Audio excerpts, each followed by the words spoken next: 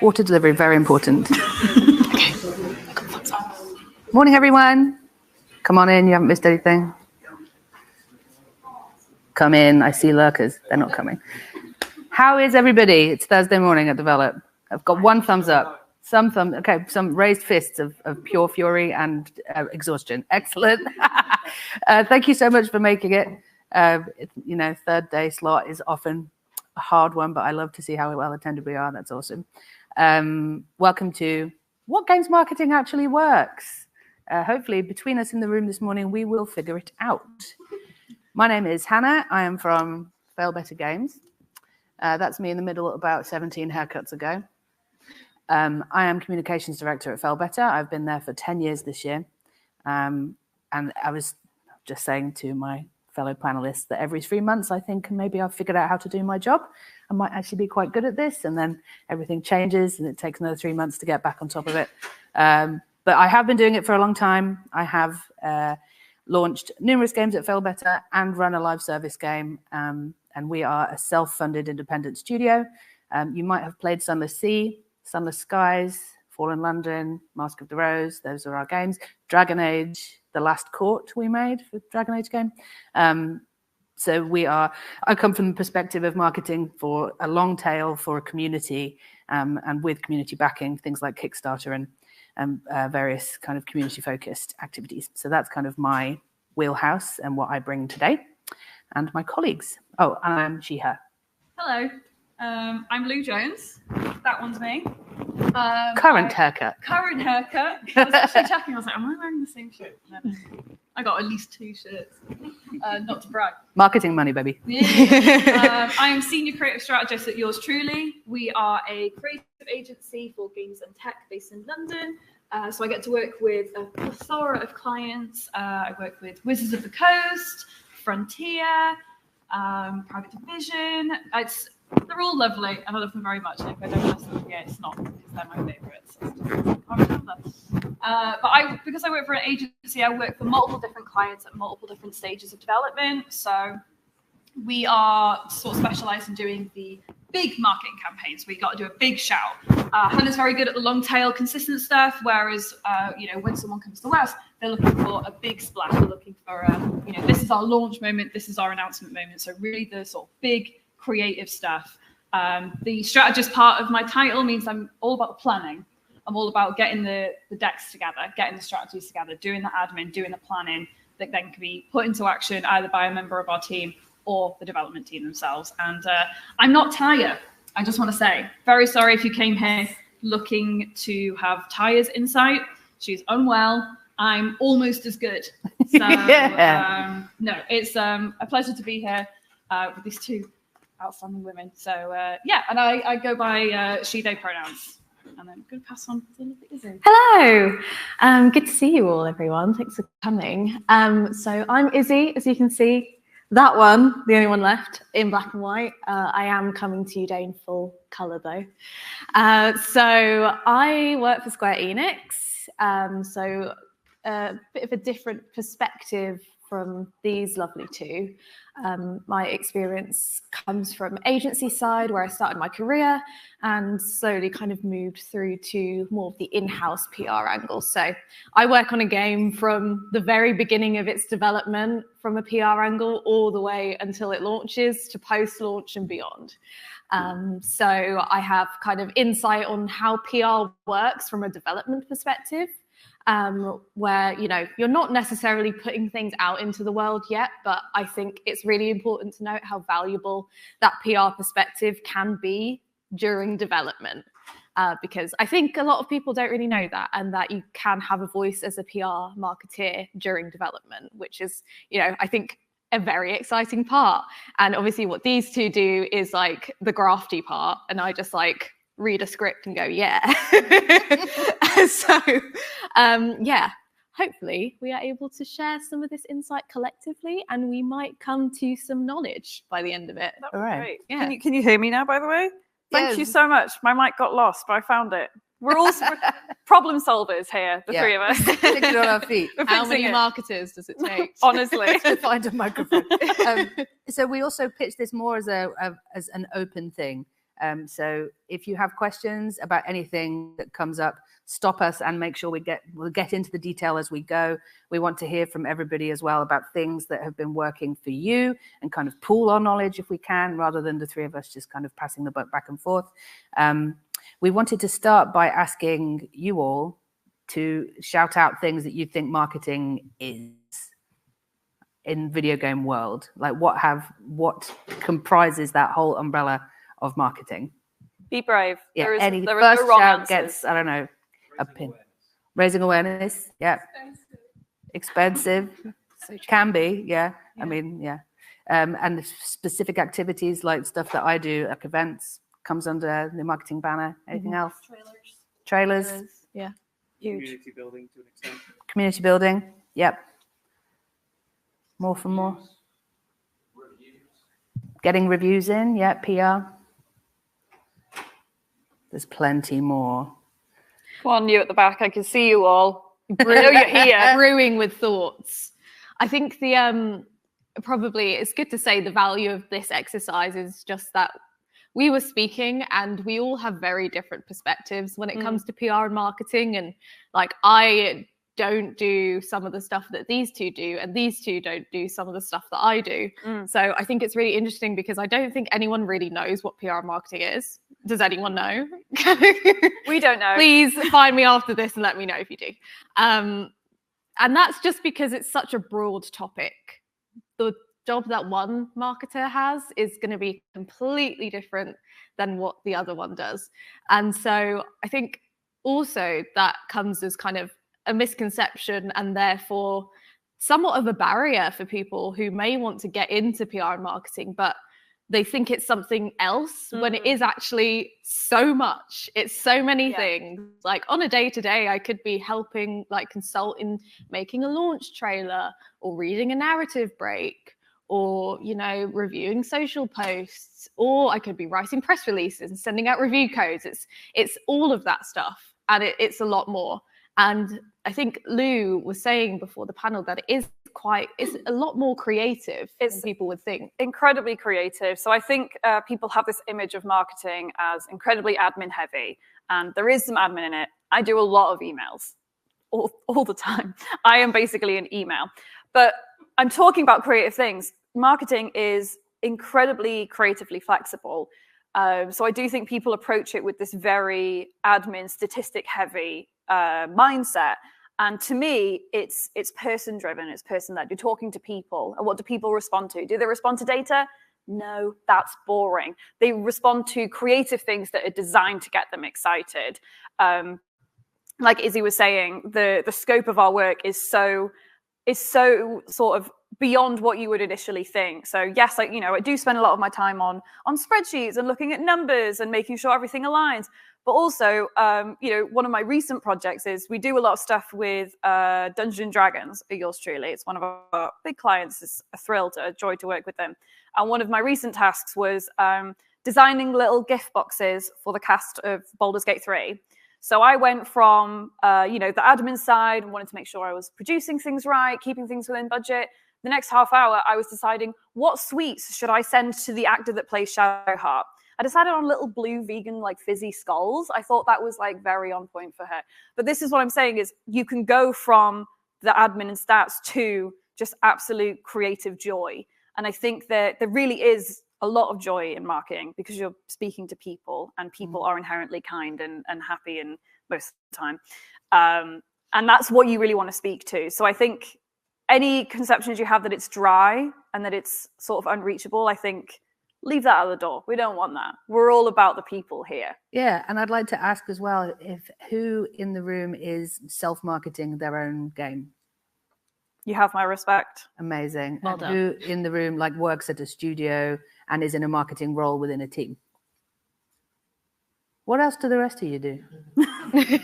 What you doing Here for the vibe. I want to know. You're programmers? Who's programming? Art, cool. Art, amazing. Cool. Marketers love art. Great, cool. So it's important to understand that it's kind of doing this super creative stuff is like a slice of what you might do where you have a whole marketing pie. But if you are a person who is programming, doing audio, art, whatever for their own game, and you have to also market it yourself, you're coming at it from a completely different perspective. And I really want to make sure that we serve those people particularly, because choosing the thing that might be the only thing you can do that month or that week excuse me, God, day 3 voice. The only thing you can do that week to promote your game is like it's a super difficult decision, because you have such limited time, resources. You might not have any budget at all. And I'd like to kick off on like specifically things that I have done recently that have worked. Talking about email. If you are not collecting email from people who are interested in your game, start today, because Fallen London, our persistent browser game that's been running for 15 years, has grown my email list in that period to 500,000 people. I send 1 newsletter a month, and talking about the human angle of what we do. I used to send marketing newsletters that I would like design up, and they were like beautiful. It took me forever, and actually I fucking hated it. Like, it's not in my wheelhouse to make them. I found it really difficult. So at some point last year, I stripped out everything that involved asking the art team for a ton of assets or making it really difficult for myself. And it's just like plain text, and I sometimes drop pictures into it. And it goes to 500,000 people. About 80,000 people will open that. And I can, like, with a press of a button, make like 3,000 people look at a Steam page, and that within like a few hours. And that, having that at my disposal when I need it, is like, it's 15 years in the making, is the kind of point I'm trying to drive home. And no social network can take that email address away from you. No collapsing social infrastructure bullshit that some other dude decides in, Palo Alto somewhere to change the way the platform you've built an audience on works. The emails do not die. They might go stale, like whatever. People, 500,000 people, 80,000 people open each one, fair. But that is like, and it's a human connection. So it's something that I send every month. People send lovely things back to me as well. We now have a bird corner. Every month we talk about birds that we've seen, because people were so excited and responsive to bird content that I put in once. I had a question. Yeah, I was just wondering, if you're sending an email once a month or every few weeks, 500,000 recipients, does that get very expensive? So the question is, how expensive is that to do? If you were using MailChimp, it would cost you a ton of money. But what we actually do is we host Fallen London on Amazon Web Services anyway. So we use Amazon Web Services and a plugin called Sendy. Sendy manages the lists and sends the emails for us, and it's like cents. It's not much at all. We couldn't do it if it were MailChimp. We bailed away from MailChimp because they put their rates up, and it was like hurting us. Yep. I collect them. Where did I get the email addresses is the question. We collect them via Fallen London signups. So people opt into the newsletter. We have a pass it on link in every newsletter. And I have thousands of subscribers who don't even play the games, who are there for the crack, for the email, who might in the future, right? It's whatever, whether they've played them already. So the email propagates itself. And I also collect them at events and whatnot. It's very important to mind out for GDPR in all of this. Like, we have that in our sign up workflow, and Sendy supports that as a plugin. You can make Sendy make them tick for GDPR. But yeah, so if you are putting out your game demo, you can have an HTML link out from the game's like opening screen to a landing page. Like, you want to hear more from our studio, give us your email. Everywhere you can think of to do that. I would rather send people, I would also, because especially if you've got limited resources, I would rather get someone's email and send them a message that could be smart, funny, entertaining, that doesn't have an expectation of conversation, than send them to my Discord, where I have 10,000 people who cry and need me for things all the time, and are gorgeous and wonderful, and I love them, but it's a whole magnitude of community management that you just might not have the resources for. There was another question. No? Same question. Great. Over here? No? Cool. Yeah, I think if I was to share one thing, especially to devs that are reluctantly marketing, I know it's the last thing you want to be doing. No one sets out to make a game like, I can't wait to market this. I'm so psyched. The one piece of advice I would share is, often I get devs coming to me and they're like, should I work with this? How much should I spend on influencers? What should I, should I be going to events? Should I do all these? And they have these big, great ideas of like what marketing step they need to do. And the question I ask them is, do you know what your game is? Do you know how to talk about it? What's one sentence that will summarize your game? And a lot of the time, they don't have that foundation because you almost skip that step, right? Because the other stuff looks so flashy. All the campaign stuff, all the reaching out to people, talking to people, that seems like that's the stuff, right? That's what marketing is. But if you don't have that foundation of messaging, all of that other stuff, it's going to be wasted effort on your part because it's going to fall apart. You're going to go to an event and talk about your game in one way. You're going to talk to influencers. If you don't have a structure in place, you're going to say it in a completely different way. So the one thing I would say to you is before you do any of the big flashy stuff, any of the outreach, any of the talking to people, sit down with yourself, sit down with your team if you can, get a whiteboard out, just start throwing things at the wall, see what sticks. What is your game? Can you summarize it to me in 10 words or less? Do you actually really know if you look at it, or what I often say to people is get your mum to play it. What does your mum think your game is? Get your artists to play it.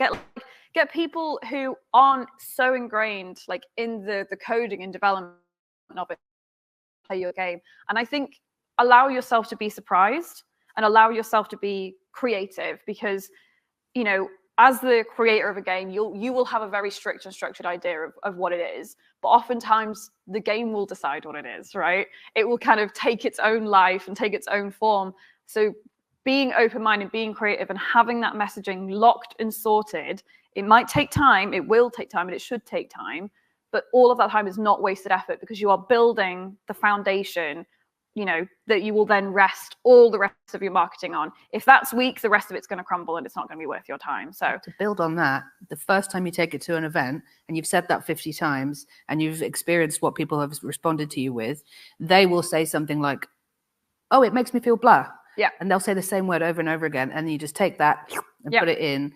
And then the next round, it'll be even better. Yeah. Like it's something people, I think, who haven't done a lot of marketing conceive it as like a finished and finite thing. But it is as iterative as game development is. Absolutely. And I think when we're talking about as a developer, how you feel about marketing your thing, I do also want to touch on like the emotional aspect of that, because I think when you start marketing something that you've created, it is a certain level of ego death. Like you do at some point have to swallow what you think that you have made and market it in the way that appeals to other people. And that might not necessarily be the way that you kind of dreamt and intended it to go out into the world, because unfortunately we do live and exist in very kind of algorithmically driven, short attention span times.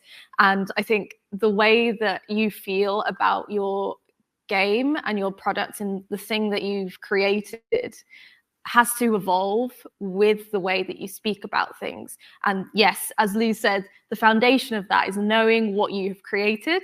The second step of that is knowing how you talk about it and the language that you use.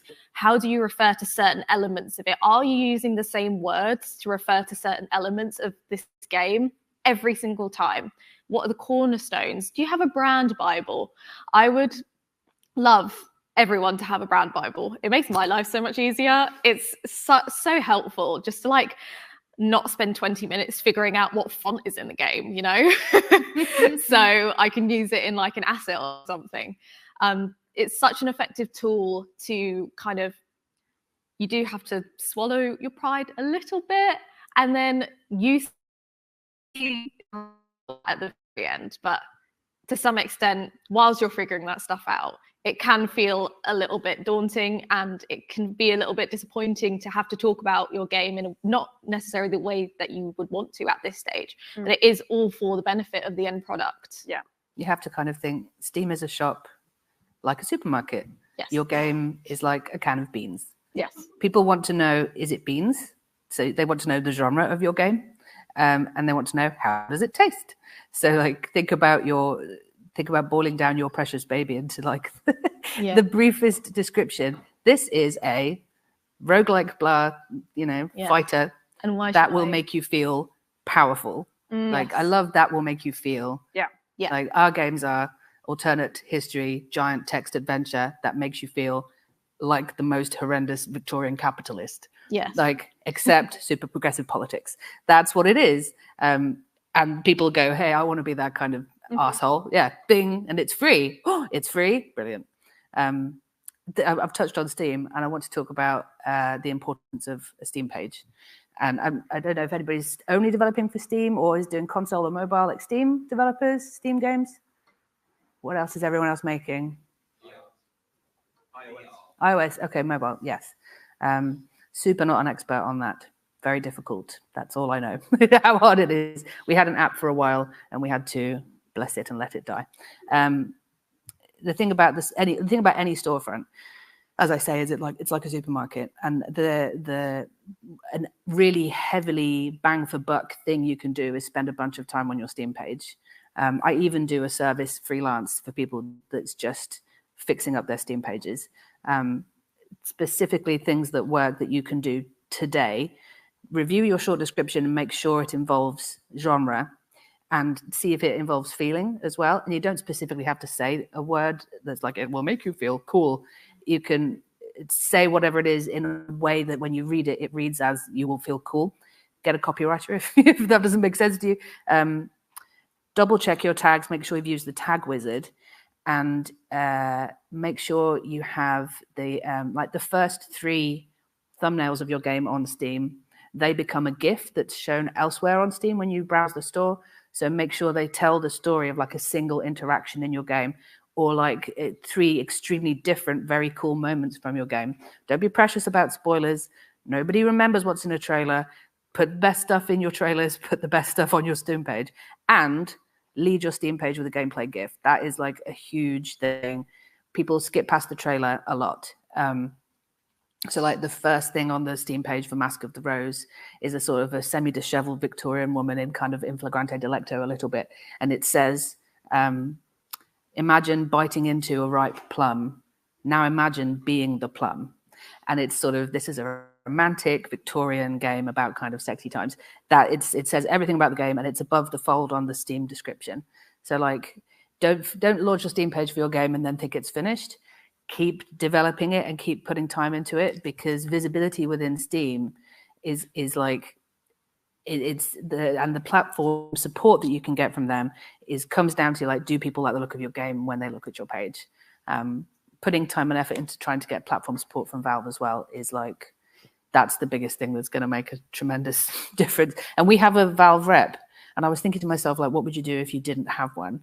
And I think I would start raising support tickets on the developer forum, just showing them what I'm doing. Like, they don't know. Why would they know? But they care about stuff that other people are interested in. There is an entire YouTube channel that is, I think, really hidden, considering who it's by and what it's for. But Valve have done multiple hours-long videos about the store, how it works, how discoverability actually works within Steam. And it's literally on YouTube, and it's like Valve developers or whatever. And they tell you in detail like what is the actual tea on how it works, because there's a lot of scuttlebutt about how you get noticed on Steam. The other people to think about when you're thinking about Steam marketing, 2 resources that you should absolutely look at tomorrow is Chris Zukowski, howtomarketagame.com, and Simon Carlis's newsletter about games marketing. I will tweet all of this afterwards as well. Any questions about any of that? I saw people fidget. No. Yes. Talk about this game, and I assume they're also somehow related to the view that you have. Somehow what? Sorry. Oh, here's a microphone. Behind. No worries. You talk about the Steam, and I mean, I'm a lecturer in marketing, but I don't really know game that much. But that's why the reason I'm coming here to understand what is happening in this industry. Yeah. So from what I observed, I have never seen any industry, the players or gamers or consumers in our world have that high level of engagement. Yeah. I was looking at the review that was like 10 pages easily. Yeah. And we're talking about a product has been reviewed for like 20K times easily and super quick. I never ever in my whole research time saying any industry has that high level of engagement. So I'm actually wondering, you guys as the marketers in this industry, do you or are you planning, or have you been trying to utilize this consumer generated or the player generated content to actually using that as a marketing effort? And if you did, I'm pretty sure you did. Can you elaborate on that or give some examples? Thank you. Have you come across that, Izzy? Yes. So I work on titles that have very kind of dedicated communities and have for years and years. And I think when it comes down to it, games as a medium naturally lend themselves to higher levels of engagement because they're an interactive medium. You immediately feel more attuned to everything that is happening in front of you.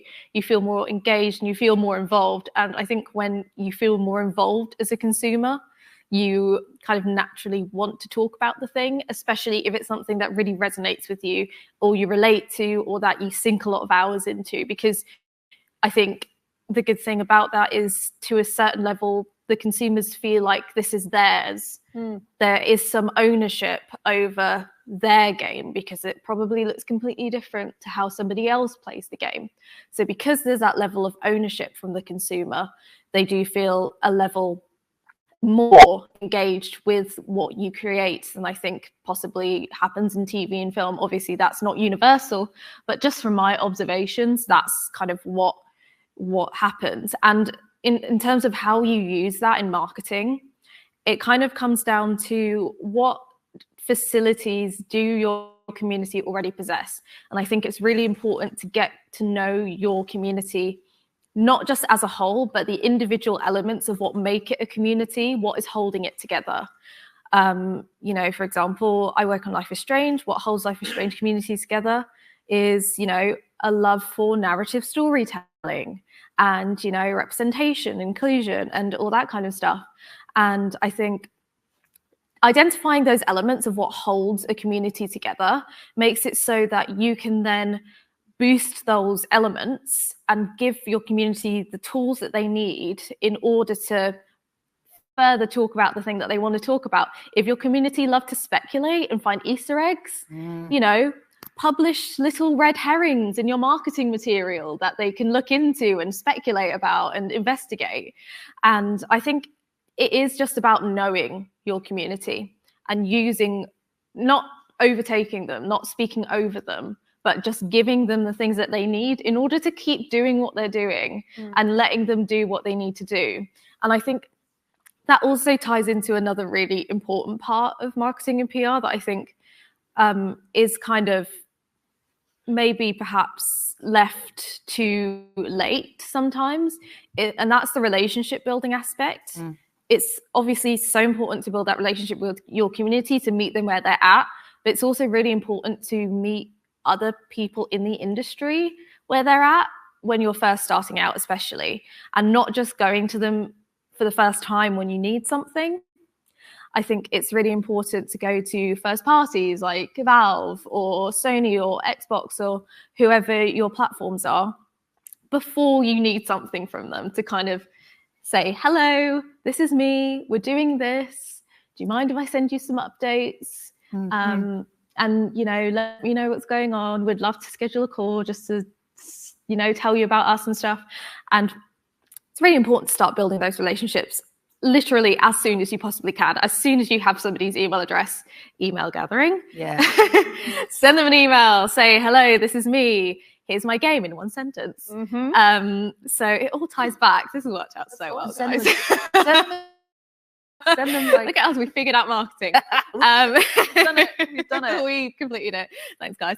But yes, back to my initial point, build relationships, give your community the tools that they need to in order to do what they are already doing, and keep it consistent and, meet them where they're at. I think of it, as scaffolding for them. Yes. Let them play. Yeah, exactly. Yeah. I think especially like reviews as well. Like, there's nothing, we're kind of powerless to control players, right? We can obviously ask them to review, we can encourage them to review, but what they actually write, we actually don't want to touch, because that's them, that's their thoughts, that's their opinions and their feelings. I've seen as much as, we can work hard, we can do our best as marketers, there is no better way to get someone to play a game than to get a friend of theirs to tell them to play that game. Yeah. I cannot be as good as a friend turning around to their pal and going, hey, I've just played this really good game. I think you should try it out. That's way more powerful than I will ever be. No matter how long I'm in this industry, I will never be that good of a recommendation. So it's really about encouraging people to share their feelings, giving them a space to do that. Like Hannah mentioned, she runs a fantastic Discord. Like Square has fantastic like social presence.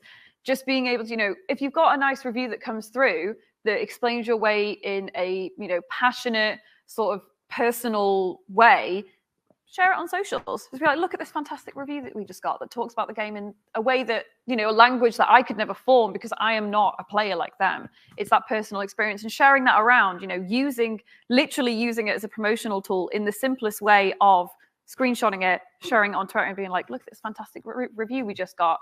We would love you to review, or we would love you to check out the game if this has convinced you. Because, yeah, like I mentioned, it's whether it's a friend or whether it's a trusted content creator, there is no better recommendation than person to person, no matter how hard we try. We had a question. Yes. Yeah, it's just on like sharing. Well, just for the for the microphone, for the people watching on the stream. Thanks, Shawnee. It's just on like using reviews in your marketing. What would be the best practice for that? Because I was told this year, and I did not know this before, that when we're using like quotes from reviews from like press, that it's always best practice to get permission for that first. Yes, you do. Would you reach out to whoever left the review to get permission to use it? Usually I would, just as a sense of politeness. Yeah, just as a courtesy kind of. Yeah, I think you can usually like reply or just DM and just be like, really loved your review, thank you so much for sharing it.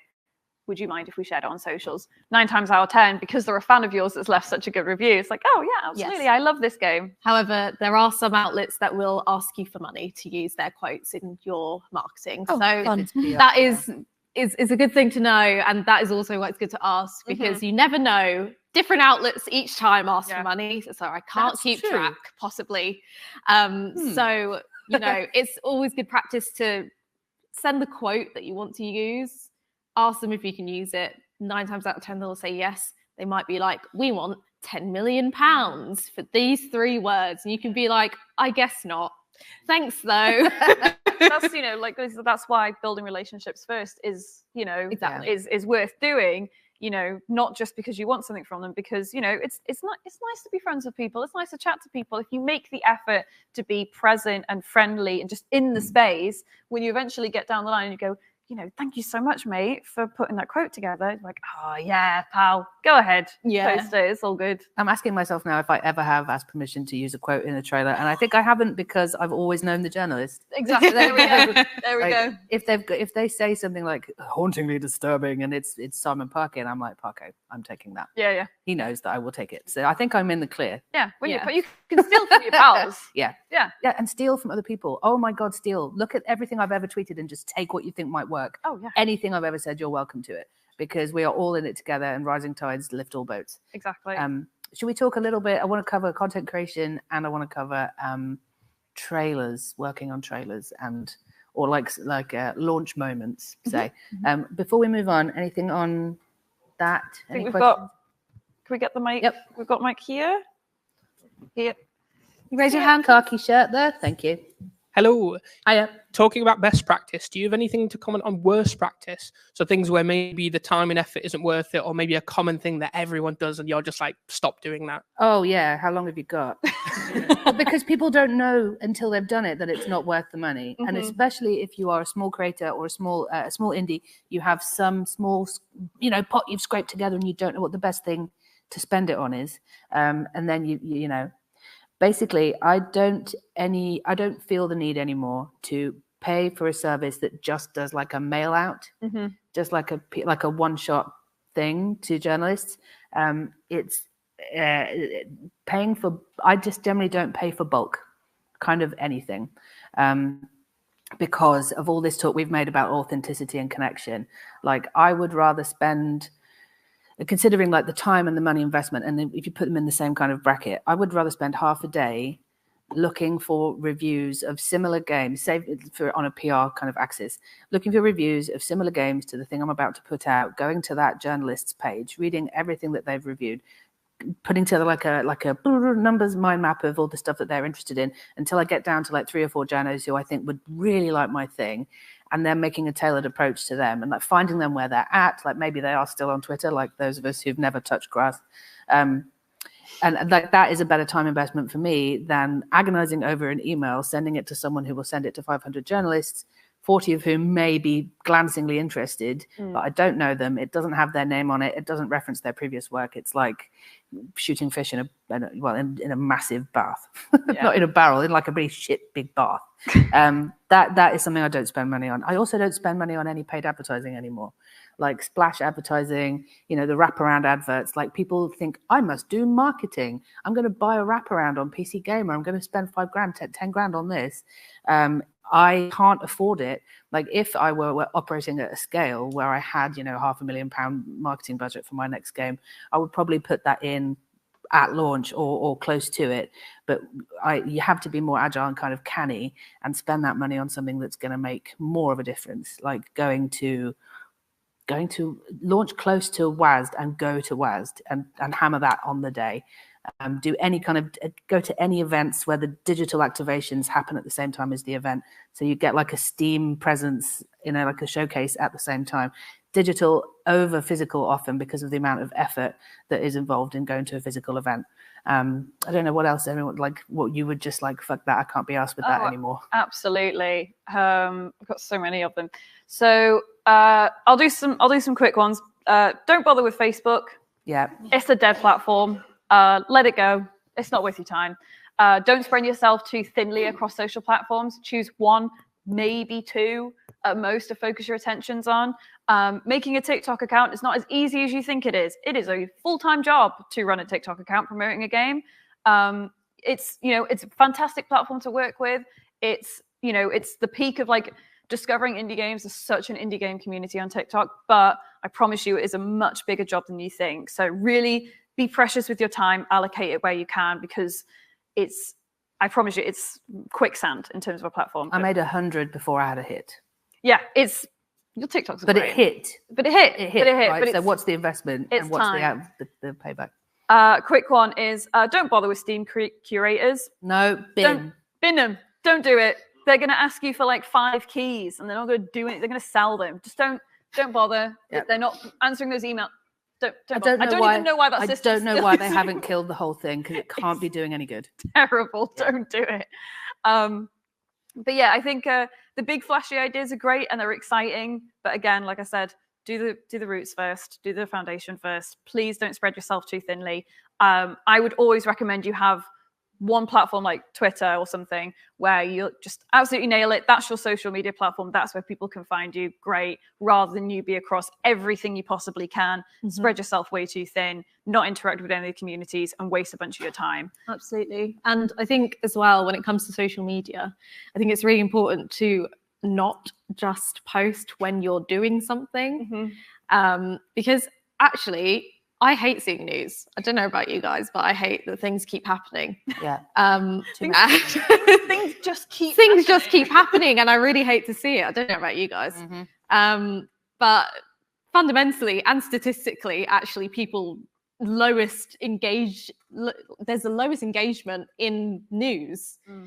The highest engagement when you just interact with your community and you just post something that shows your brand's personality or your personality, if a lot more valuable. And then the news is more organically spread throughout those people, and you don't have to put as much effort into promoting that news as what it is, because it gets seen by the people who interact with you because of what your brand and what your personality is. Take off whatever you think is like a marketing hat. Yeah, exactly. Just be a person. Yeah. Just be a person, especially nowadays. Yeah. And that is another topic I did want to discuss as well, was what authenticity actually looks like in marketing these days, because I think it's very different than it was like even 5 years ago. Definitely. Because especially with like Gen Z becoming old enough to read, I think, So proud of them. Yeah, well done. It's very different. It's so different than it used to be. Yeah. And you know, when we talk about Gen Z marketing, I think a lot of people are like, "Oh, TikTok, right? Do the TikTok dances." Hello, kids. Yeah, but it looks very different to that. And actually, if you're thinking like that, you're probably trying too hard, and they can smell that. Yeah, they know if you're trying too hard. That is one thing I would say is like if you're being too branded. Yeah, exactly. They'll smell you. They'll smell you from. They'll sniff it out. They know. Been born into a world of marketing, so you need to be the refreshing break of I'm just the non-marketing marketing. A non-marketing marketing. I think we have a question up front here. Thanks so much.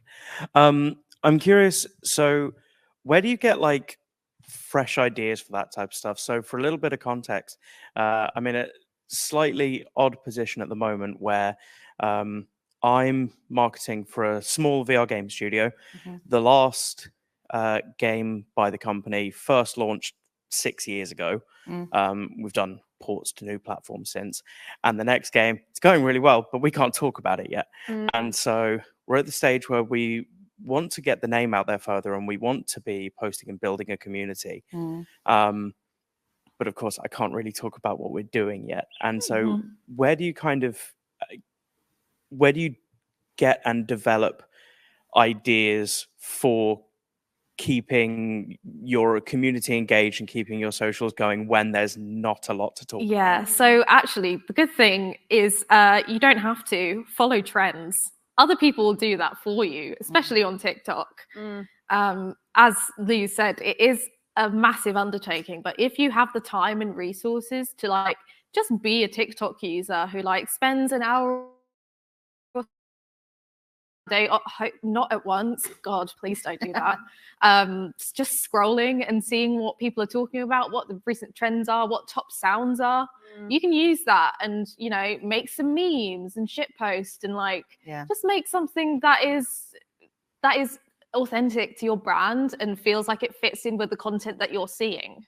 And it doesn't have to be about any particular topic. As long as it can reference your game and it feels natural, then, you know, you're already starting to build a brand for yourself. Even if you only see results later on, people will go back through your TikTok and have a look and they'll be like, oh, they've been doing this for ages. This is great.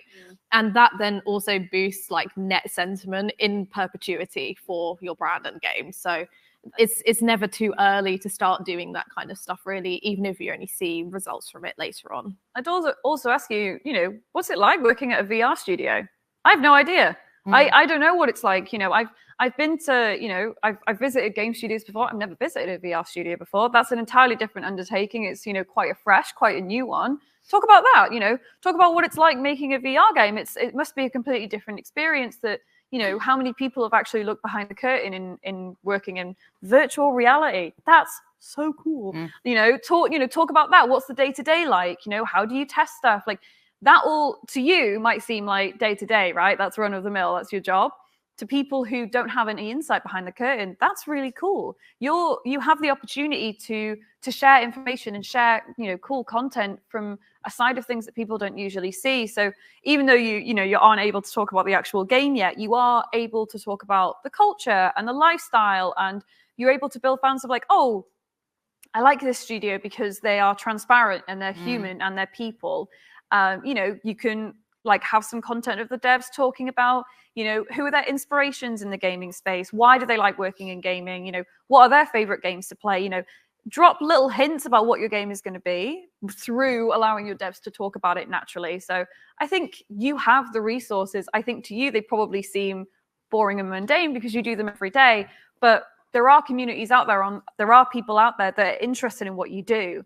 So I think just speak to them and kind of look at your day-to-day with fresh eyes and think, what could, you know, this is actually interesting. If I was outside of the games industry and I didn't do this, this is actually really cool. Virtual reality, man. The name sounds cool. You benefit from the constraint. Like I'm talking about constraint, like my emails. I'm no good at making very shiny marketing emails. So I gave myself constraints that enabled me to be more creative. My TikToks, I only make them in one place in my house because my children are all over and pictures of them and everything. So it's like one place. I sit in a certain way and I do it at a certain time of day. And I have like half a thought and I then talk about that for 30 to 90 seconds, and I throw some pictures of Fallen London or whatever over the top, and I just keep doing that. And like, you think, okay, what do I have available and what are my constraints? Well, we're remote, so I can't do anything with my colleagues. It's just me. So it has to be, to some extent, that I'm comfortable making it about my own face. Fine. But like the other day, out of nowhere, I had a TikTok do 430,000 views in a couple of days on my personal account, because it was about the election. Boo. But I was like, TikTok is go on, girl, give us nothing. You just half a thought, film yourself saying it, slap a game picture over it, post it, and just rinse and repeat. Because one of them will hit for no reason, and you will not know which one, and it will be massive. But you have to put loads down its gullet to get one hit back out. The reason that one did so well is I started out by saying, like, the new Minister for Prisons and Reform is James Timpson. I explained what Timpson's is. It's the cobblers. And then I said all of this, and people watched the whole thing, and all the comments say, I was waiting for the other shoe to drop when you said that this was going to be bad news. I got to the end and I went, is that good news? But that's just how it came out of my mouth. But because so many people watched the first however long, it was enough to give it traction. And then it was like a completely insane weekend when I was camping, and I got so many comments, and it was just really strange. But that's like, you never know which one is going to be the one. So the trick really is to just put yourself in front of a phone and say something, and say something, and say something, and say something, and keep doing it. It sounds like a huge amount of effort, but like, you get good at it quite quickly if you watch a bit of TikTok, as Exactly. And also, it's probably going to be something that you've put the least amount of effort into. Yeah. Just FYI, so don't try not to feel too injured, mortally wounded when that happens. Yeah. You will have spent 3 hours making some delightful assets and artwork and putting so much effort into this beautifully crafted cinematic masterpiece. 4 likes. And then it'll be like 4 likes, and then you'll do like a shaky cam thing where you accidentally filmed your face while you were like talking to someone, and then accidentally posted it, and it will have like 200 billion but like likes. Hannah's totally right. Is, you know, the constraint creativity happens in a box. Is when you're enclosed in a box, when everything is taken away from you. When you have all the options in the world, it's so hard to be creative because you don't know where to start. Look at your boundaries, look at what resources you've got, and then force yourself to be creative with what you have. And I promise you, it will turn out so much better than if you had 4 games to talk about. You'd be like, I don't even know where to start. There's so many things. But if you had a palette in front of you with like paintbrushes and paint and like sponges and arts and crafts stuff, you wouldn't know what to make. But if I gave you an easel and 3 colors, I could fix these. Yeah. So exactly. it's looking at what resources you do have. And and also, I don't think it's a bad thing to be open and honest about those resources and the constraints that you exist within. You know, I see TikToks and videos and memes from studios all the time where it's like, we would love to do this. Here's where our marketing would go if we had money. So I think it works to be a little bit irreverent sometimes, and being self-aware is like the thing that makes you feel like an actual living being more than anything else. A little bit of self-awareness, and not taking yourself too seriously, and not being too marketing-y. I know, coming from 3 marketing people, that is a strange sentence to hear, but don't be too marketing. Don't do what we do. I'd highly recommend. There's a few fantastic game devs that do this. Grace Bruxner, who made Frog Detective, superb game. Absolutely check out her TikTok, because she makes astounding, self-referential content. One of my favorite videos from her was some pictures of Frog Detective in the background. She is doing a very bad impression of a TikTok dance, look like she's almost going to cry. And the caption is like, using trending sounds to promote the fact that Frog Detective is out now. And it's just, she's clearly like in pain while she's doing it in front of the pictures of her game. And that's funny and that's relatable. And it also suits the tone of the game, which itself is goofy and self-referential. So definitely, look, like what Hannah said before, steal people's stuff. That's great. The other person is Oliver Nelson Jr. Yeah. Oliver Nelson Jr. from Strange Scaffold is on TikTok every day, just talking to a camera and being funny, and he hits every time. He's so good. Any further questions? And also, how long do we have left? Yeah, I realize we're just on slide. Cool. Hello at the back.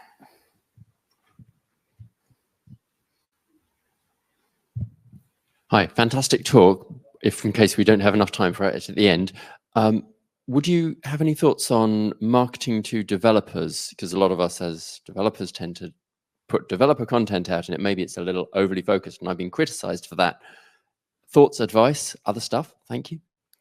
Thoughts about, sorry, marketing to developers? Yeah, putting out content that is kind of developer centric. You know, like, look at this thing. This is how you do a thing. I think that's good, and I don't think it's only for developers.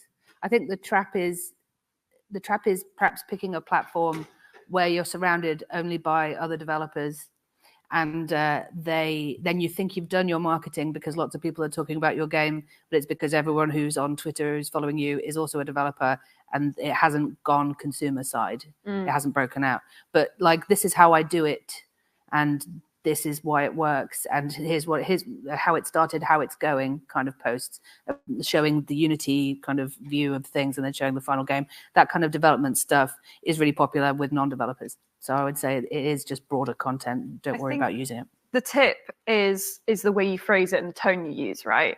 So if you're doing it in a very informative, formal, educational way of, this is how I achieve this effect in my game, that's going to reach developers because the tone you're using is educational, is you're imparting information. Posts like, here's when I first started making my game, and here's how fantastic it looks now. I've been on this journey. I've been doing this for a couple of years, and having that emotion-led sharing of the exact same information that you would be sharing to developers, but you are saying, oh, I really wanted my game to have a moody feel, so I made this aspect, or I used this effect to create this moody feel to my game. What do you think? You're imparting the same thing as like, I use this to create this fog, or I use this to evoke this feeling. Fog is so important in our game. It means because the atmosphere is this. Exactly. How will the game make you feel? And here's the behind the scenes stuff that's going to go. You're going to be imparting stuff to other devs, but that's going to go beyond, and the audience is going to be able to connect. with you take them on the journey with you and make that a story in itself. Get emotional. It's okay to be sensitive online. I promise. It's all right. Bare your heart a little bit. I think we might be out of time. Yes. That's it, gang. Thank you so much for coming. I'm not going anywhere for a bit, so if there's anything else, you can come and talk to us. I hope we helped you figure out marketing. Yes. If not, we then solved it together. I'm so sorry. Some percentage more there. Yes? Thank you. Hey. Okay.